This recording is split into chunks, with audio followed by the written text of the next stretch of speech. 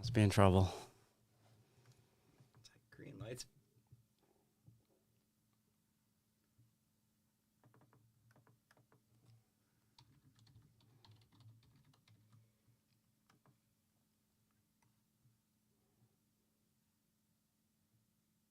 Oh, looks like we're live now. I got a live on Facebook. All right.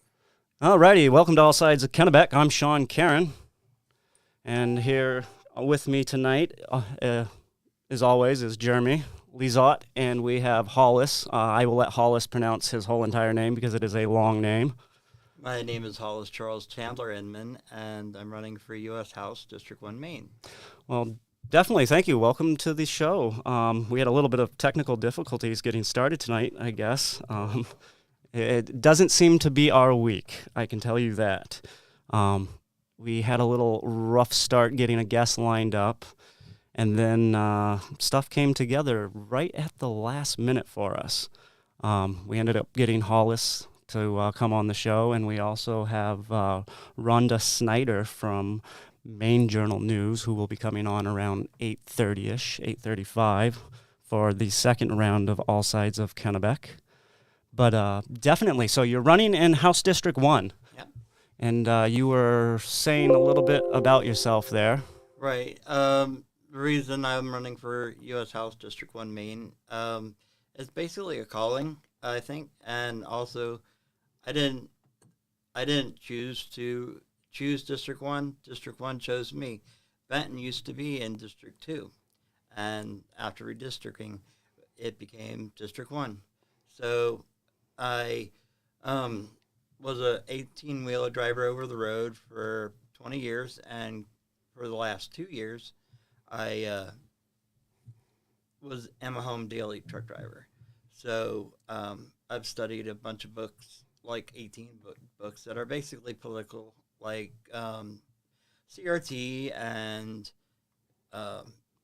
for hot button type of book. How do you feel that the CRT is going here in Maine? Do you feel like it's a really, really hot topic here? How have you had? What kind of feedback have you had out in the communities when you're talking with people? The thing that after listening to the audiobook CRT introduction, I feel that it's basically not really geared for the general population. It's really geared for people in elite type of positions, elite people that don't really and get involved with a lot of races. My opinion of CRT is that it's not really needed in the general population. The general population should just deal with Martin Luther King type of racial understanding. Oh, absolutely, I agree. I mean, Martin Luther King said it best. Pretty much, I always forget how it was. Geez, I'm drawing a blank tonight. But yeah, I mean, all the speeches that Martin Luther King gave. That's one thing that really bothered me. Speech. Yeah, the Have a Dream speech. That was one thing that really hurt me this past February, was just how you didn't see much about Martin Luther King. Right. And it bothered me. That's all I can say about that. But so yeah, we definitely had the changing of the district lines.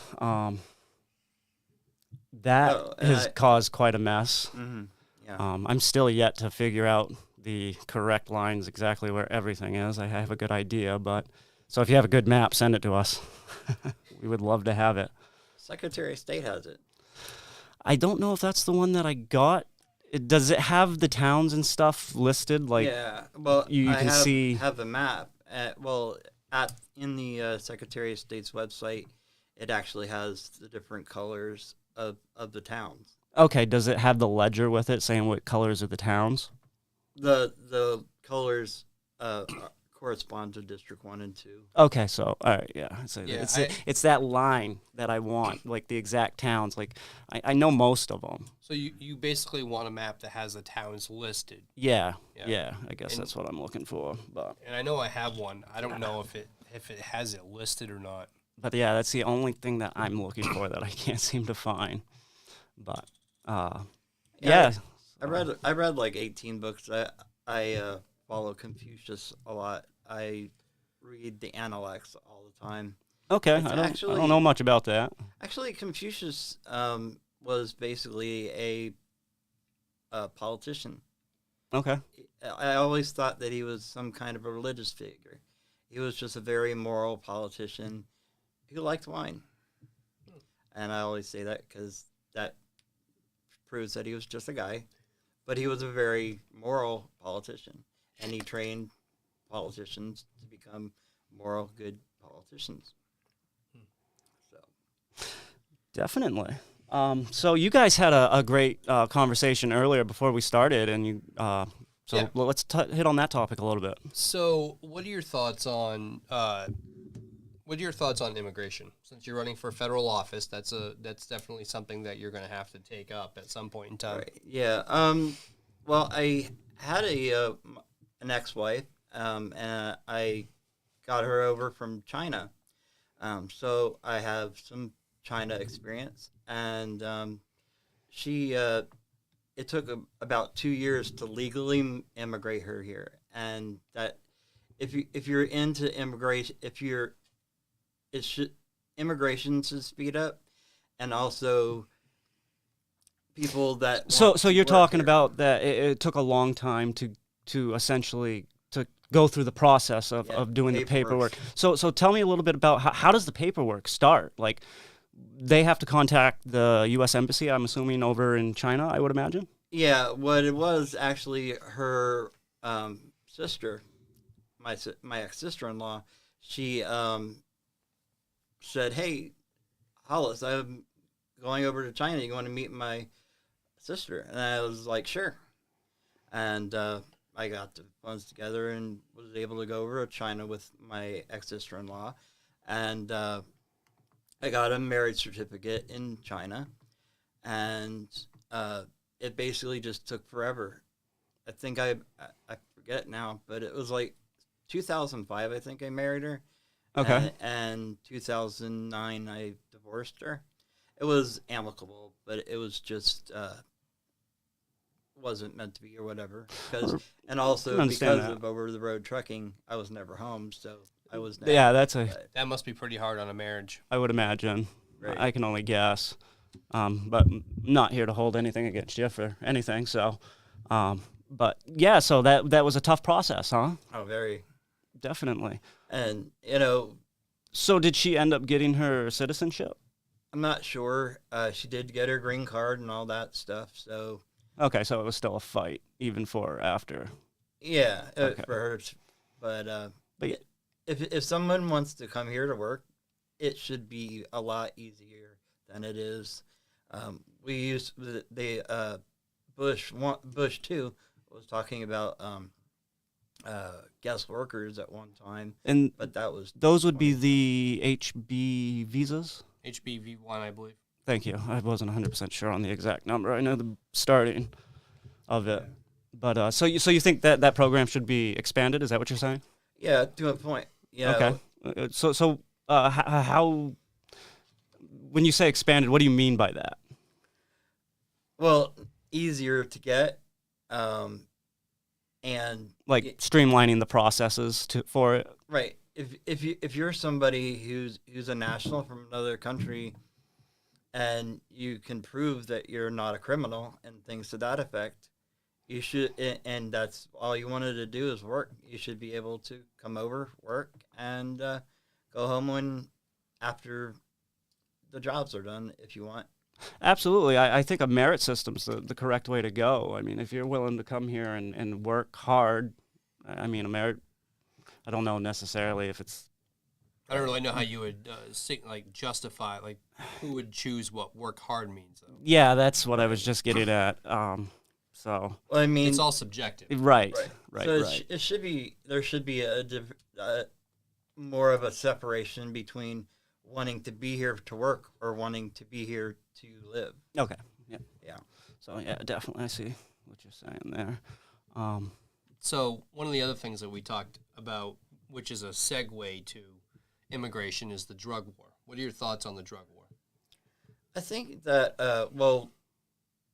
marijuana should be taken off the schedules in the federal level because most states allow some form of marijuana usage, and also the Supreme Court even said the federal government needs to do something because eventually there'll be a case before them and they'll probably rule for the state.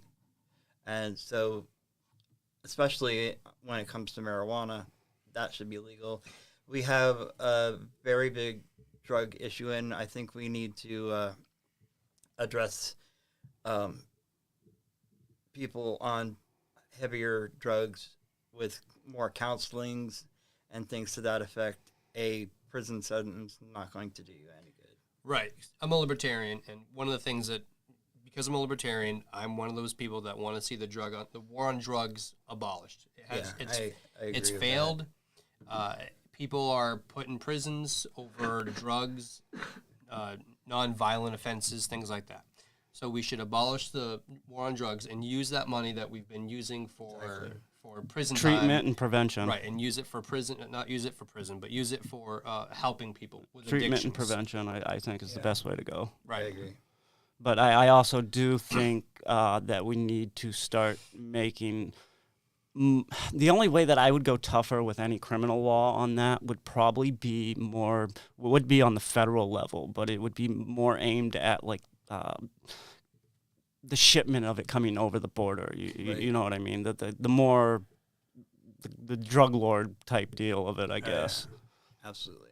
So we learned from the 20s that prohibition doesn't work. Right. So if it didn't work for alcohol, why would we think it's going to work for drugs? Well, see, I'm not trying to We got Al Capone. right. I'm not trying to conflate the average user that's on the street. Right. I'm talking more of like the cartels, the ones that are actually making this stuff.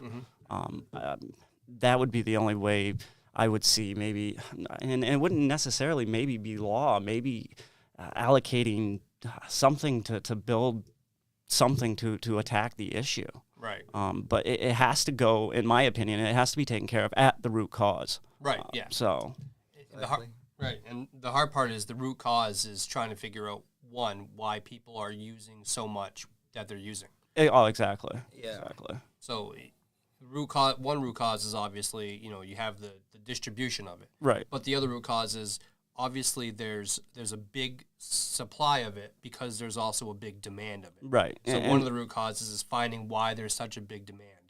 Yeah. And I guess too, when I say heavier, would be on like the distribution level, like the ones that are looking to prey on the people that the average user. Yeah. So like the people bringing it over the borders, which Right. is kind of which was the segue that how we got from the immigration topic to war on drugs. And the failed war, it expanded from. Everything started with a good idea, I think, and it just grew from there and just became out of hand, I think, is what happened. But we used to have asylums and stuff, and I mean that was a good idea to get rid of them, but it kind of wasn't a good idea to get rid of asylums because I mean there are people that are just naturally a little bit needing of attention more often, and Oh, absolutely. It boils down to mental health. yeah, Yeah, and that's the one thing that we don't have in this country, like at all. No, it's Reagan got rid of it. it's well. See, we have a big problem. I mean, males aren't allowed to show their feelings, and then you have the aspect that we're allowed to. So you kind of have this double standard, I feel. Right. But so I guess another big topic we have to deal with in your race is RCV. We have to contend with that. How do you feel about ranked choice voting? I'm still confused of it, and I think everyone is. Yeah. the last election I was in, the last election I voted in, I just voted and didn't vote for anybody else. That's I think the way you're supposed to do it. So you did like the one person, one vote kind of thing, where you just voted like you normally would, right? Because it just confuses the heck out of people. If that's just the way I think about it. Well, and then we got into talking too. It also plays into financing too, because they. Geez, what am I? I'm trying to talk about. You're talking about clean elections? Thank you. My brain's not working tonight. But yeah, you got clean elections, and the way that the Democrats use it for the funding for RCV. That's for state level, the clean elections. Right, stuff. right. So that's right. I always see. I know. Federal. See, I'm not used to it. Used to it. We don't get too Otherwise, many. there wouldn't be any ranked choice voting. Yes, that's right. I petitioned hard. I mean, I know we had the signatures for that, and the way that got handled, it was definitely mishandled. Yeah. Pointing fingers is another day, but that was definitely mishandled. But another topic. Another topic. What do you think about Ukraine? What's going on there? It's an odd topic for me, because I have China experience. My opinion of China is different because I've been there.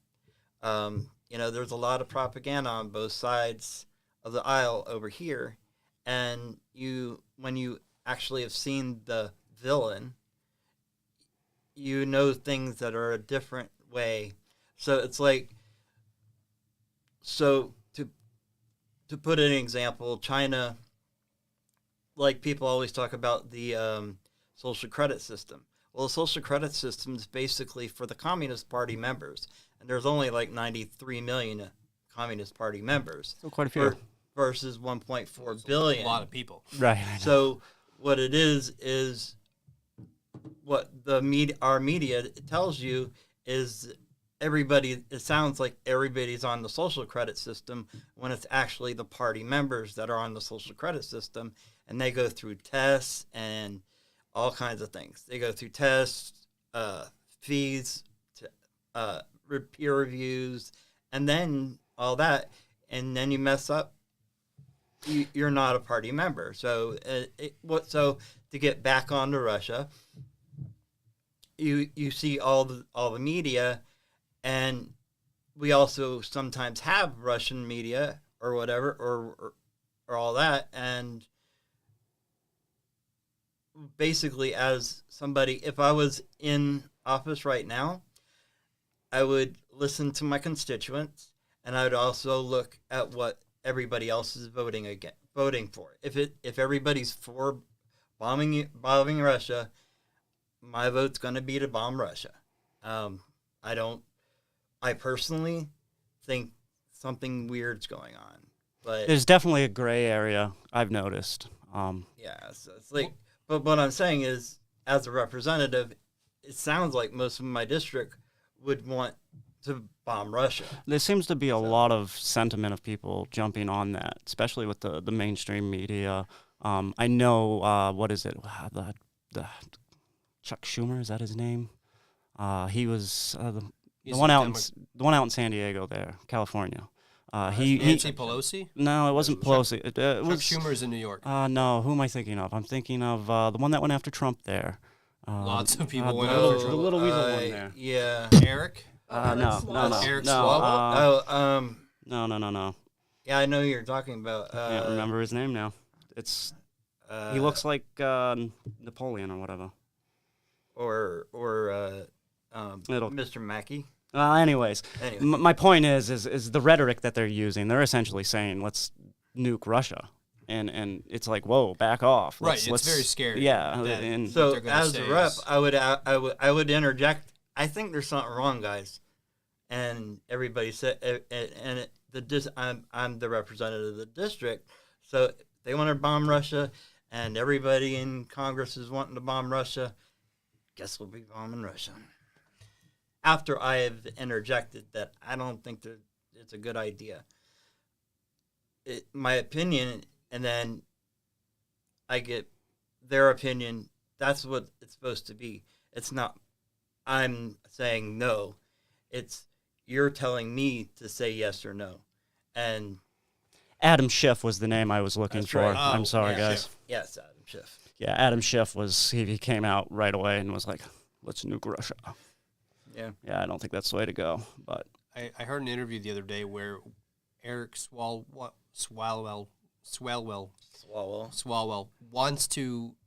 is not against removing Russian students from this country. yeah, Kicking them all out. now wouldn't that be along the same lines of like what happened with people from Japan back in World War II? Oh, Well, yeah, the internment camps. The internment we camps actually would- put them in internment camps. Well, this if would be they're just kicking them out of removal, the I country. mean it's don't not know. it's I not think there's a- imprisonment, but it's I think there's a difference moving between somebody putting- against their will is my point of what I'm making. Yeah. Is I mean, my I don't point, want I that guess. to happen, but I think putting people in a caged area No, absolutely. is a I, little different I'm than I'm not looking kicking at it them out of right. the I'm country. I'm looking at it more of the aspect of forcing them off of Right. what they were meant to be doing. Yeah. Yeah. And I'm not for that. I'm just saying I don't want to compare Right. No. the jailed. That's not what I was aiming for at all. But so yeah, I mean, we got that, and also we have a bunch of governors jumping on the bandwagon to essentially ban Russian-made stuff. Our current governor, our potential governor, Paul LePage. How do you feel about removing alcohol off the shelves? Well, we already bought it. Might as well have it. But I mean, to not order it anymore, I guess. I mean, it's up to you. But I mean, it's up. And if it's the governor who wants to do it, ban further sales. That's fine. But to like the one person who was dumping already purchased vodka, why actually? Isn't that alcohol abuse? So I made a TikTok about this actually the other day, and someone suggested instead of taking the bottles off the shelf and no longer selling them, we should stop the importing of the Russian vodka. Right. Yeah. Which is actually some people don't realize this, but only 1.2% of vodka is actually imported from Yeah, Russia. there's not much. It's very little. Like I think Maine only has like 2 brands that we have of Like- Russian vodka. At least I was reading something about that in one of the morning rags. even the type that people think are Russian isn't Russian. Right. Like, A lot of them, like Smirnoff Yeah. isn't Russian, Right. Not true. and brands like Smirnoff. I don't think. Grey Well, that's Goose- because they're owned by bigger corporations that are Right. owned elsewhere. But I would imagine they're not distilled in there. Russia yeah, either. It may have been the recipe from there at one point in time, but who knows? Yeah, they just sound Russian just because that people correlate vodka with Russia Right. or the like good. freedom fries. Hey, Back I in the can day. say I did know I went to school with a Russian kid when I went to Job Corps, and I will tell you they can put away some vodka. I can imagine. I've It heard is of true. it. I can vouch for that. Okay, I guess. So, what do you think about the budget? The budget, the U.S. budget? Yep. Well, our military budget is ridiculous. I did a calculation once, and I don't advocate it, but for half of the budget, we can buy every man, woman, and child, a gun, and $100 worth of ammo. Ooh, I like that. I like idea. the sounds of that actually. So Can we get that put in with the Mills let's- money? can you imagine an 18-year-old with 18 guns coming up the hill? I don't think anybody's going to mess with him, but that's the thing.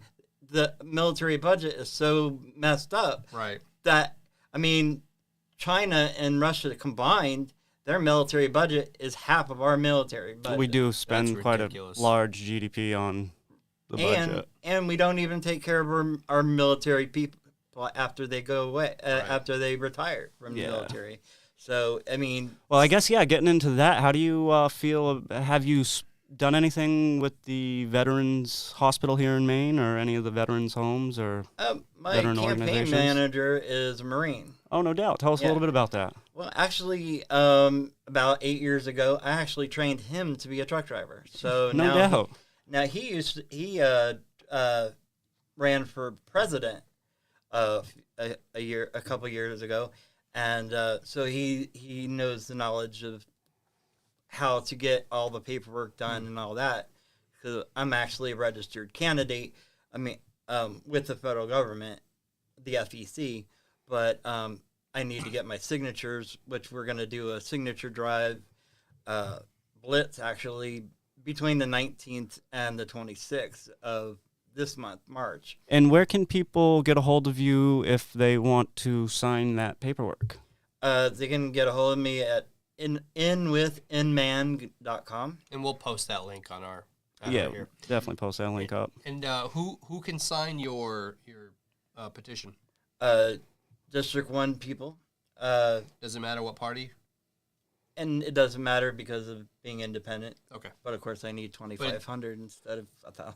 Right. I was going to say, there's quite a few more signatures that go with an independent. Yeah. Now, I honestly think that's a little much. Yeah. That actually does bother me, is the signature difference on the parties. Well, because it's I understand. nonpartisan, Well, right. They don't. Right. How does the primarian work with that? there is no primary. There is no for primary. independent. Okay, I was going to say, I didn't think So, there was. I mean, there's catch-22s to it. I mean, there's a double-edged sword to it because, I mean, the pros are I don't have to worry about a primary and things to that effect.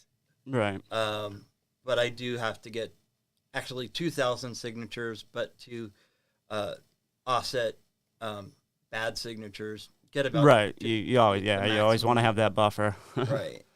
You always want to have that buffer. One other topic that we will get into finishing up here is the whale issue. I know Billy Bob Falkingham just passed a resolution or something to essentially get funding to help combat all these lawsuits that I forget the synonym NOAA, for I it. think NOAA? it's like Yeah. NAOA. Yeah. NAO. Something like that. NOAA, I think. Yeah, NOAA. But he got something moving in the works to get them funding to So do those. So when you say funding, I'm trying to find it. do you mean the state government's going to pay them? I'm not exactly sure. Because I mean, I kind of feel bad for them, but I don't want the government to subsidize. I mean, I realize it's because of the government, but I think the solution is nullification, not. Right.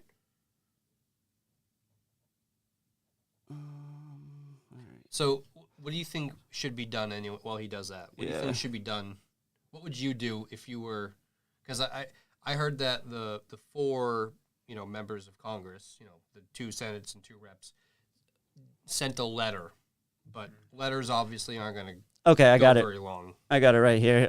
Billy Bob Falkingham, 6 hours ago, he wrote, super excited to announce that Marine Resources Committee passed my bill, LD 1916. It is an act to create a legal defense fund for marine lobster industry. It unanimously passed. It says this will give the MLU and MLA reliable funding towards ongoing lawsuits fighting whale rules that have unfairly targeted the lobster industry. Okay, so just to reiterate what we're talking about, because I think there's some confusion, is the federal government made law changes so that 1,000 miles of shores can't be used for lobstering. Right. Because they're protecting the right whale, right? That's Yes. what it was, the right Yes. whale. They're protecting the right whale. And so they've changed something recently so that there's how many actual land?